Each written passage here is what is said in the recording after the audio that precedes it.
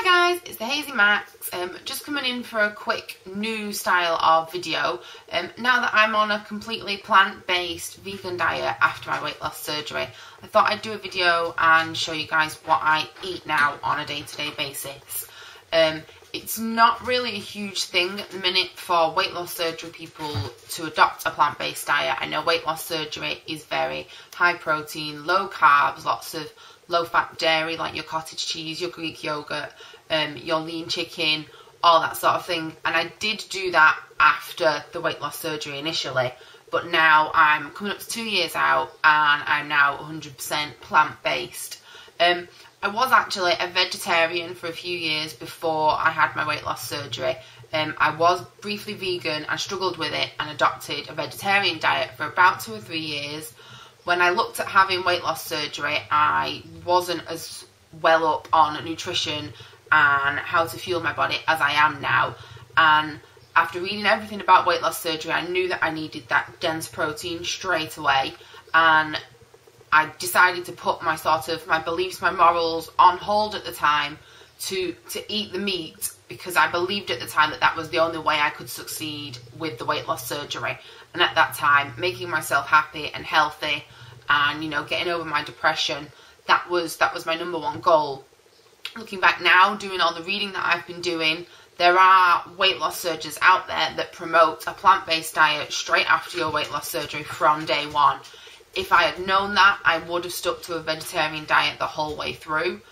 As it happens, I wasn't aware of them now. I will find the names of those for you guys and put them in the link underneath. There's quite a few good weight loss surgeons that promote it and talk about it, if anyone wants to read into it. So anyway, back to now. I'm almost 2 years out. I'm 145 pounds. It's about 3 pounds over goal at the minute, which has mostly just been gained slowly over the time I've been in a relationship over the past 10 months. It's nothing major. It's nothing that I worry about. It's just that I have a little bit more dessert now, or range, when I go out. If I fancy something that's a little bit sweet, then I will eat it. I don't deprive myself. I still exercise 6 times a week. I'm still eating a nutritious, really nutritious diet. But, you know, I don't deprive myself of something that I want. So what do I eat on a daily basis? What sort of things do I have in my kitchen now that I'm on a 100% plant-based diet? Obviously, this is my parents' kitchen, so I do still have foods around that I don't personally eat, but that my mum eats. So if you see things lurking around in the background, don't assume that I eat them. Just assume that they're in the kitchen, because, you know, other people have to cook here too. So one of the main things that I eat a lot of now is fresh fruit and vegetables. Bananas, I have quite a lot of a day. I'm probably eating about maybe 6 or 7 bananas a day at the minute. I'll have 2 in a smoothie for breakfast. I might have 1 as a snack after the gym. I might have some banana ice cream for dessert after my tea. Bananas are a great food. They're high in carbohydrates, but they're high in healthy carbohydrates, and something that I don't sort of, you know, I don't cut back on. If I want some food, if I'm craving something, then bananas are my go-to food. Mangoes, fruit that I absolutely love. I now have a whole mango. That would be a meal, a snack. If I'm feeling peckish, that's what I will have. I'll just chop it up into chunks, eat it over a half an hour period while I'm doing some work or some studying or something. Melon. All types of melon are now my sort of go-to breakfast food. I will normally chop open a melon, have half of it for breakfast, very first thing in the morning when I wake up. Maybe a couple of hours later after a workout, I'll then have a banana and date smoothie or something. Wow, these are really tiny. Apples, another fruit that I really, really love. I will have these with a teaspoon or a tablespoon of organic natural peanut butter or almond butter, cashew nut butter, either homemade or store-bought, but always the natural kind without any added sugars or fats or oils in there. Just 100% peanuts, 100% almonds, whatever it is, you know, that nut butter should be made from. Lemons, something that I really enjoy are limes and lemons. I will use them to flavour my water. I'll use them to make homemade mousse, which is something I'm going to make today. So I'll use tofu and lemons, and we're going to make a homemade raw vegan mousse that's plant-based.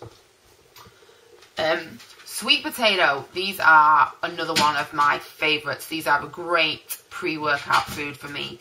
I will chop them up and make chips. I'll chop them up and make mash. Add up maple syrup and make sweet mash. Add them to roasted vegetables in the oven. Sometimes I'll just have them as a meal on their own. Just cook the sweet potatoes in the oven for a bit. Put some tomato sauce and some herbs over the top. Really great meal. But I always have sweet potato before a workout, really, to get my carbohydrates in before an intense workout. Because I do a lot of CrossFit now. A lot of running for 5Ks, 10K obstacle courses. So I always have some sweet potato before a workout. Other foods I have dates, pitted dates. These are one of my favourite foods. With the dried fruit, you should have less of it than the normal fruit because obviously it is higher in sugar and it does get to you a lot quicker. But dates, I have a few of each day. I put them in my smoothie for sweetening purposes, or I'll eat a few of them on a fruit salad. What else do we have? Chia seeds. It's took me a while to have these. They're not too cheap. But they do taste great, and I will sprinkle these on my porridge. I'll put some in a smoothie. This morning I sprinkled them on top of my banana for breakfast. They are a really great thing if you can afford them. I have also done, you can mix a glass of water with a tablespoon of chia seeds and just drink it in the morning. It helps keep you regular, flushes all the toxins through your body by sort of the way that they firm up in the water. It drags everything through, I believe. Doesn't taste all that nice, but you can have them that way, and I have had them that way a few times. Artificial sweeteners, they are something that I do use, but I only use the fruit-based ones. So I will use xylitol or stevia. They are both sweeteners that I use. Sweet Freedom or agave nectar, I use both of those as well, only in small amounts. I don't go crazy on them. And 100% maple syrup is something that I do when I'm cooking. I will use that quite often. I have decaffeinated green tea. This is a big one of mine. I drink a couple of cups of green tea every day. It is a thing that helps you, sort of detoxify your body. It does help weight loss. It's great for getting your water in because plain water can be a bit bleh sometimes. So green tea is something that I drink a lot of. Saying that, I do also drink quite a bit of coffee. I have cut down on my caffeinated coffee, and I do have decaf now in the afternoon. I try and have 1, maybe 2 cups max of caffeine coffee per day, because caffeine, not only is it not good for you in large amounts, but personally it makes me go to the bathroom very frequently. It irritates my bladder.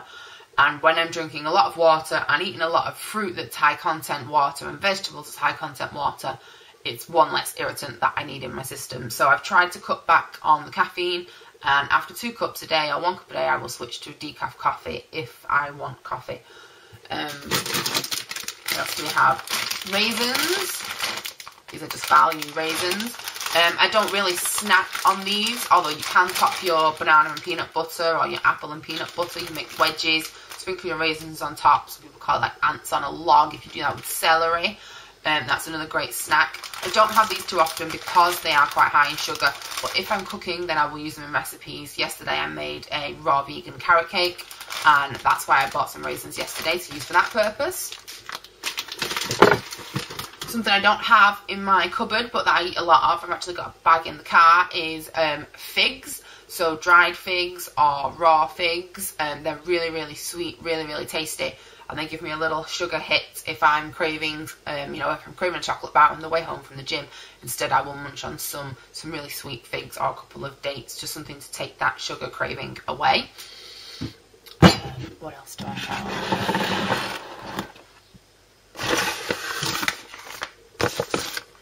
Protein powders. People ask me about protein powders quite often.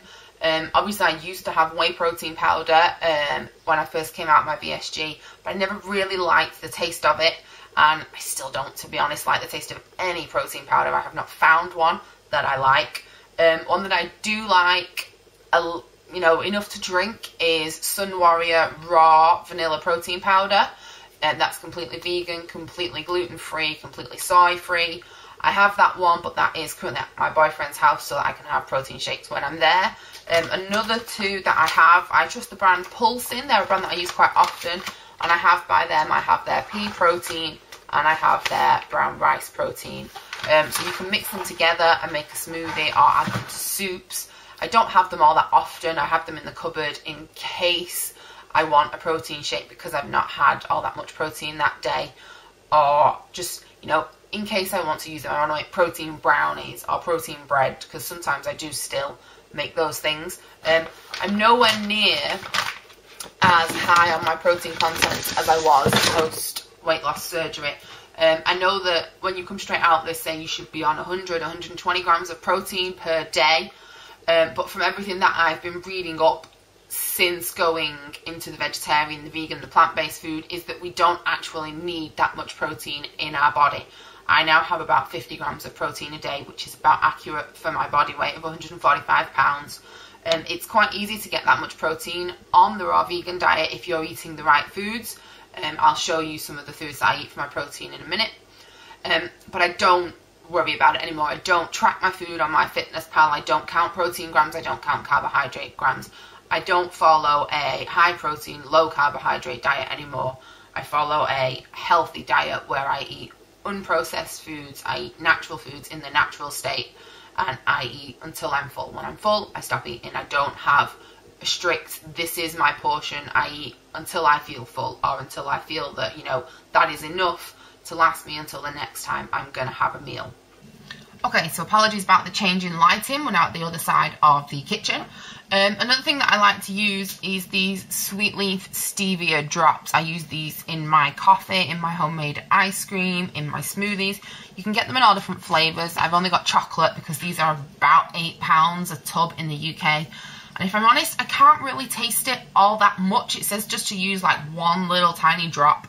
And I've used a teaspoon before and still can't really taste it that much. But it does give a little bit of sweetness to your foods. Right, so this is my dry ingredients cupboard over here. I have things like light tahini, which I use to make salad dressings. I use to make cheesecake, that sort of thing. Or I use to make my homemade hummus, which I have quite often with some veggies.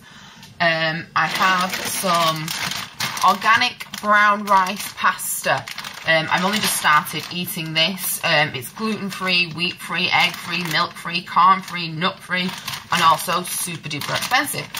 But it is really nice, and if you are doing something like training for a run, I will have some pasta the night before with some veggies just to get some carbs in before, you know, the 10K the next day. Something else I have is coconut oil. Now, when you go plant-based, raw vegan, there's a lot of talk about oil and whether or not you should have it. Personally, olive oil and coconut oil are the only oils that I do touch, but I have cut back on them and I'm not eating them at the minute. I found that my weight loss is staying the same, which is what I've been aiming for the past few months, but I would like to lose a little bit more fat, do a little bit more toning up. So one of the first things to go was oil, because, you know, if I'm making a stir fry, if I'm, you know, doing some vegetables in the oven, you know, I can put a spoon of olive oil on them or a spoon of coconut oil, but they taste just as good without. So why add the excess calories and the excess oil into my diet if I don't need it? I still say they're really good foods to have in your diet rather than, you know, the other sorts of bad oils. But at the minute, I'm just cutting back on these a little bit. I still will have a little bit every now and then, but oil is something that I'm cutting back on to try and get a little bit more weight off. I have red split lentils in my cupboard. I also have green lentils as well. I use those to make lentil dal, or just to boil up a little bit of lentils and have with my veggies every now and again. They have a great source of protein. I have amaranth, which is a super grain. Don't actually know if that's how you pronounce it or not. I haven't actually tried this yet. This is just on my list this week. But as I am gluten-free as well as raw and vegan and God knows what else, it is harder to get some grains, because a lot of the grains do contain gluten and I can't have those. So that is one that I picked up that is supposed to be quite tasty. So I will have that with some salads or some roasted veggies or something at some point in the future. Pinto beans, I have those. I also have butter beans, white beans, mixed beans, salad, tin beans, you name it. Any type of beans that I can find in the supermarket, I will buy. I do prefer the tin kind, if I'm honest, as long as they're 100% just beans and water, because I have a tendency to burn these. Most of them you have to let soak overnight and then cook for like 70 minutes or so, and I forget that I've left the pan on and they burn, or I get distracted and I end up with just a burnt mess. I've killed several pans in the last few months since going plant-based just by making lentils and beans. So the tin kind I do use, but I have plenty of the dry ones as well because they are a lot cheaper.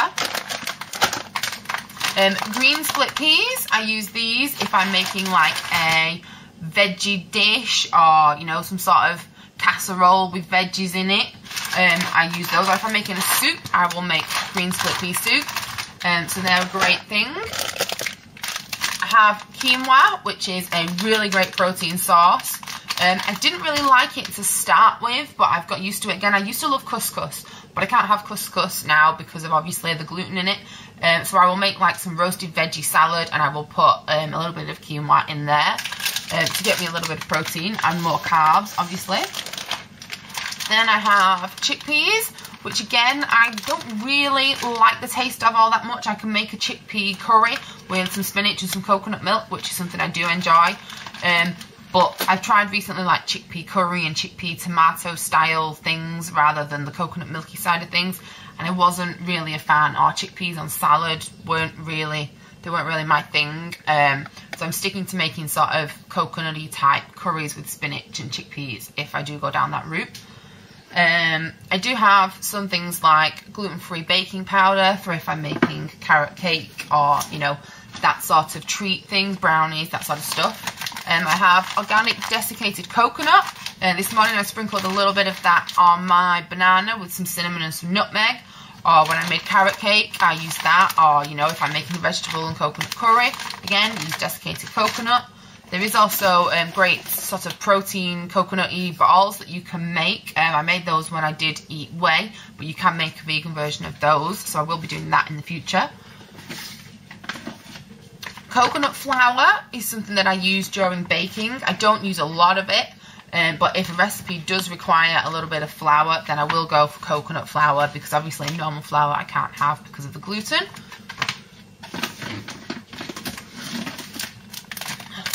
Porridge oats, these are a big one in my diet. I love porridge for breakfast with almond milk and with some berries on top. I do have to get the gluten-free porridge, which is like 5 times more expensive than normal porridge. I don't understand the difference between gluten-free porridge and normal porridge, other than the price tag, but still that's the one I need, so that's the one I have to go for. But I love oats. If I'm having a workout and I want a bit more carbs, then I'll put oats in my smoothie, or if I'm tend less in the summer to have porridge as breakfast food, but I will sprinkle some oats sort of in vegan yogurt, or, you know, on top of my vegan mousse if I just need a little bit more carbs in my diet that day. But during the winter, porridge is my #1 breakfast food, with some fruit, with banana, with mango. You can make it different every day with peanut butter. There's, you know, a ton of variations you can do with porridge for breakfast, so it's a great food to have.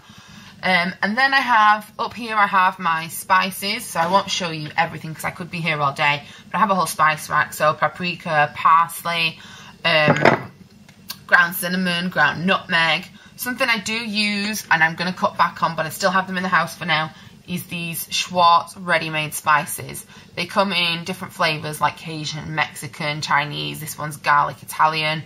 They are 90% spice, but they do, some of them contain like 1% sugar, which I didn't think they did when I bought them originally. I didn't read the label, foolishly thinking, you know, oh, it's just spices, of course it's fine, it's, you know. And then when I looked on the back, you know, it's like the 6th ingredient down there, you know, 2% dried onion and sugar. So these will be going once I have used them up, and I will be sticking to the just, you know, the pure spices on their own and making my own little concoctions for different flavours and for different meal types. Other stuff that I have in is brown basmati rice. This is the only type of rice that I eat. If I'm going to have a curry, if I'm going to have a stir fry, then it's brown basmati rice all the way. I don't touch the white stuff anymore, and I can't notice any difference with the brown basmati anyway, and it's a lot better for you. Peanut butter is something that I have a lot of in the house. Peanut butter, almond butter, cashew nut butter. Biona is one make that I use. There are several others. There are some really delicious types out there. Biona is the one that I just currently have in at the minute. There's one that I saw when I went to Body Fit Expo that was called something like Nuts Better or some Nuts and More, something along those lines. They did all different flavours of peanut butter that weren't artificial. They were really, really great, and I will get some of those in the future. Coconut milk, tins of, is something that I use if I'm making like my chickpea and spinach curry. I will use coconut milk. You can also use it to make sort of dessert dishes. What I will say about coconut milk is I've noticed in my supermarket, if you go for coconut milk down the regular aisles, it tends to be quite expensive. In England, we have sort of authentic aisles of Indian foods, of Asian foods, of Thai foods, and we tend to have an aisle that is just designated to, you know, those types of foods. And if you go down that aisle, then the coconut aisle is a lot cheaper in the Indian section than it is in the English section, which makes no sense to me, but literally like 49p with an Indian label on and £2 Blue Dragon in the, you know, in the normal section of the supermarket. So if you are in the UK, do look out for that, because you will save yourself quite a bit of money. Or you could go to your local Indian supermarket. Again, that's another place, and they do spices really cheap as well. So that might be something worth checking out. Right, the last place in the kitchen, the fridge. If you fall out in a minute, it's because I've got the camera wedged into the fridge while I do this section. You can see my collection of fruit behind. It does look a bit like a market in there. Yes, there's eggs and whey protein, like I said, they're my mum's. So we do have, this is the raw carrot cake that I made yesterday. It is carrots, raisins, walnuts underneath with a cashew cheese topping. Actually really tasty, a little bit dry, could do with a bit more sort of juice in it really. But it was delicious nonetheless. Right, things I have in my fridge. Cherry tomatoes, they are one of my favourite things to put on salads.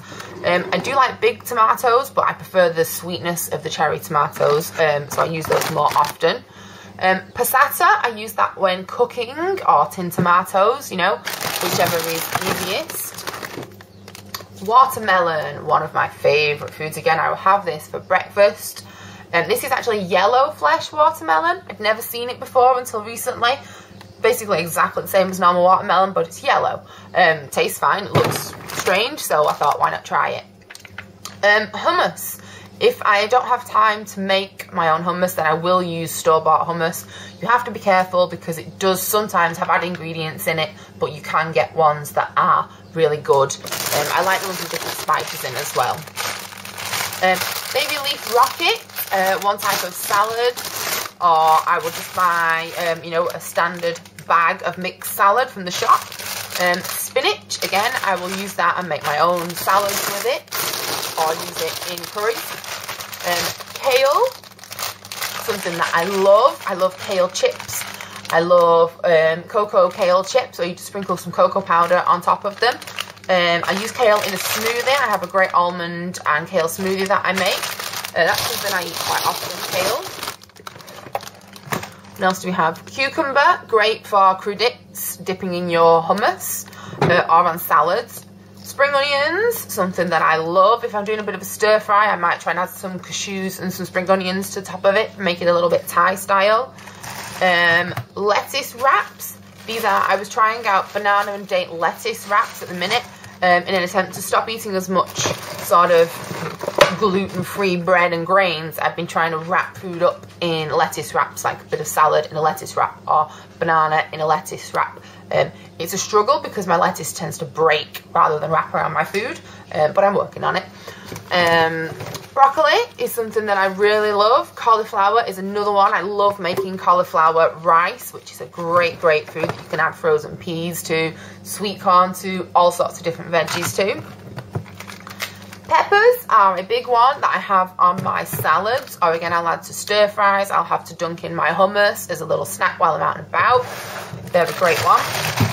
Carrots, I'll admit these are mostly for the dogs because my dogs like carrots, but I do use those if I'm baking like in carrot cake, or again as crudités, or on my veggies, on my snacks for lunch, or you know, when I'm on the go with my hummus. Red onions are basically the base of anything that I cook, is white onions or red onions and a little bit of water rather than oil to start the saute process. So I love my red onions or my white onions. Celery is a great one. Snacking on celery with peanut butter is one of my favourite snacks. Absolutely love that. People think I'm weird that I enjoy it, but I do actually really love it. Sugar snap peas. I love those with green beans for tea. If I'm having some lentils for tea rather than, you know, a whole meal, I'll just boil up some lentils, have a little portion of those, and do some steamed veggies like sugar snap peas, broccoli and green beans on the side of those. That's a really great clean tea for me. Final thing in my fridge, yeah, I have lazy garlic. That doesn't really count, that's just because I'm lazy, but I do have a lot of garlic. Final thing is almond milk. This is something that I've had since quite early on in my weight loss surgery process, but something that is a staple of my diet. I have it in smoothies, I use it when I'm cooking, I use it when I'm baking, I use it on oats, on my porridge. Basically can't do without this. I don't like it in my coffee all that much because it does tend to curdle. But if there's one thing that I probably use mostly on a daily basis, it's almond milk. Can't recommend it enough. I'm yet to try making my own, as I don't have one of the cloths to sieve out the almonds at the end process. But it is something that I'm planning on doing eventually, so look forward to that. Yeah, I did want to say a little bit about vitamins, because in my early out days I did a video of what vitamins I take on a daily basis. They have changed now over time. Now I only take B12 because B12 is obviously one that we know we struggle to absorb after gastric sleeve surgery, and being part of a vegan plant-based diet means that I don't get B12 from my diet at all, so I take that supplement. All the other supplements I no longer really take because I try to get them from my diet.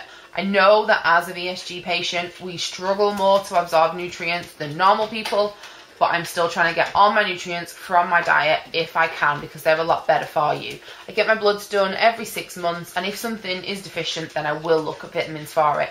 Last time I went I wasn't getting enough D3, so I looked up a vegan source of D3 and I've been taking those vitamins for a couple of months. But it was winter, we did have a bad winter here in the UK, so you know that doesn't help when it comes to D3 because obviously the sunshine plays a large part in it. I do also take sometimes, not every day, a effervescent vitamin C tablet. If I feel a cold coming on, then I will take a vitamin C tablet, or have a massive oranges, limes, all sorts of different veggies that are full of vitamin C. Yeah, so that's what's in my kitchen. That's what I eat on a daily basis now. Thanks for watching. I'm going to do another blog soon, I think, on the cookbooks that I use and the books that I use to find recipes from to create my daily menus now that I'm plant-based. If anyone does have questions about sort of adopting more veggies and fruits into their diet, it doesn't have to be that you're going 100% plant-based. You might just want to adopt more veggies because you're concentrating your plate entirely on chicken and you never have room for your veggies and your sweet potatoes and stuff like that. Just contact me and I will try my best to help you. I am a fully qualified nutritionist now, so I can give out help, if you're struggling with anything like that. If not, then I will check in soon for another video. Thanks, guys.